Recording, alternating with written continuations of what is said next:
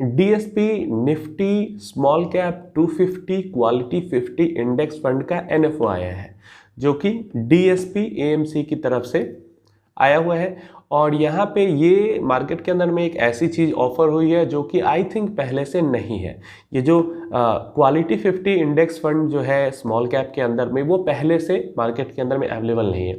और ये जो चीज़ लेकर आई है डीएसपी, ये काफ़ी लोगों के लिए फ़ायदेमंद हो सकती है, क्योंकि काफ़ी सारे लोग अभी भी हैं जो कि लार्ज मिड स्मॉल सब में पैसिवली ही इन्वेस्ट करना चाहते हैं, इंडेक्स के थ्रू ही इन्वेस्ट करना चाहते हैं। तो ऐसे में क्या जो निफ्टी स्मॉल कैप 250 इंडेक्स है उससे बेहतर परफॉर्म कर पाएगा Nifty small cap 250 quality 50 index fund जो डीएसपी लेकर आई है? तो डेफिनेटली यस है इसका आंसर। निफ्टी स्मॉल कैप 250 जो इंडेक्स फंड है उससे बेहतर रिटर्न दे पाएगा Nifty 250 small cap quality 50 index, जो कि डीएसपी अभी लेकर आई है। क्यों? अभी देखो इसके अंदर होता क्या है। इस इंडेक्स फंड ये एनएससी का है, निफ्टी का है, इंडेक्स फंड है, लेकिन यहाँ पे जो Nifty small cap 250 index fund है, इन्हीं 250 कंपनी में से चूज करके 50 कंपनी को इस इंडेक्स फंड में रखा जाता है, जो क्वालिटी 50 इंडेक्स फंड है। कैसी कंपनीज को? यहाँ पे क्राइटेरिया ये है higher ROE and lower debt to equity, मतलब पैसे जो कंपनी ज़्यादा प्रॉफिट्स कमा रही है, साथ में जिसने कर्जा भी कम लेके रखा है, ऐसी 50 कंपनियों को मिला के, एक तो निफ्टी स्मॉल कैप 250 में तो जो स्मॉल कैप सेक्टर में अच्छी कंपनीज है वो इस इंडेक्स में आती है। इस इंडेक्स में से भी 50 ऐसी कंपनी जो कि ज़्यादा प्रॉफिट कमा रही है और कम कर्ज लेकर रखा हुआ है, वैसी कंपनियों को मिलाकर Nifty 250 small cap quality 50 index को बनाया गया। और इसी का जो फंड है, इंडेक्स फंड है, वो लेकर डीएसपी आई है। अब यहाँ पे पास्ट का कुछ डेटा भी हमारे पास अवेलेबल है।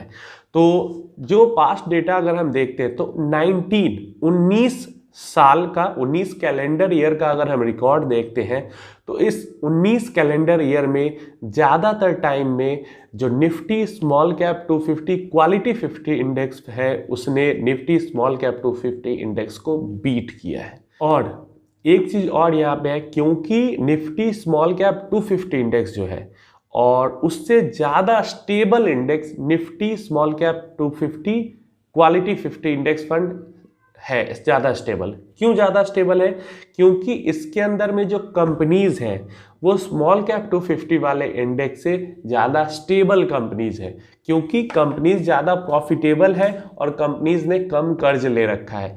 तो जब भी कोई क्रैश वाली सिनेरियो आता है या क्राइसिस वाला सिचुएशन आता है, तो ऐसे में ज़्यादा सेलिंग वैसी कंपनीज के ऊपर देखने को मिलती है जहाँ पे जो कंपनीज प्रॉफिटेबल नहीं है, फ्यूचर बेच रही है, फ्यूचर में हम प्रॉफिटेबल हो जाएंगे, फ्यूचर में इतनी अच्छी ग्रोथ होगी, ये चीज़ बताकर जो कंपनियां चल रही इनके ऊपर प्रेशर आता है। या फिर बहुत ज़्यादा कर्ज लेकर जो कंपनियां ग्रोथ करने की कोशिश करती है, अगर प्रॉफिट में भी है फिर भी बहुत ज़्यादा डेट टू इक्विटी है, मतलब कर्जा बहुत ले रखा है, जितना का सामान बेच रहे हैं उससे कई गुना ज़्यादा कर्जा लेके रखा हुआ है, तो ऐसी कंपनियों पर ज़्यादा प्रेशर आता है। तो क्योंकि निफ्टी स्मॉल कैप 250 इंडेक्स में तो फिर भी ऐसी कंपनियां हैं, लेकिन Nifty small cap 250 quality 50 index में ऐसी कंपनियां नहीं है। इस कारण से ये कंपनियां स्टेबल थोड़ा ज़्यादा रहती है, तो कैसी जैसी सिचुएशन में कंपनियां कम गिरती है। इस केस सिनेरियो में डीएसपी हमारे लिए निफ्टी स्मॉल कैप 250 इंडेक्स से एक बेहतर ऑप्शन लेके हमारे पास आ रही है, या फिर कह सकते हैं एक upgraded version Nifty small cap 250 index का, जो कि स्मॉल कैप फंड्स का बेंचमार्क इंडेक्स होता है या पैसिव फंड होता है, उससे एक बेहतर अपग्रेडेड वर्जन लेके आ रही है यहाँ पे इन्वेस्टर्स के पास।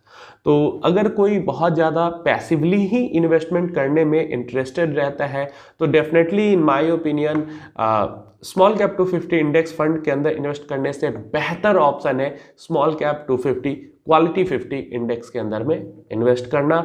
उसमें रिटर्न्स भी ज़्यादा बनेंगे, स्मॉल कैप 250 इंडेक्स के मुकाबले में रिटर्न्स भी ज़्यादा बनेंगे और स्टेबिलिटी भी इससे ज़्यादा होगी ही, वहाँ पे वो थोड़ा सा कम रिस्की होगा स्मॉल कैप 250 इंडेक्स के मुकाबले में क्वालिटी 50 इंडेक्स।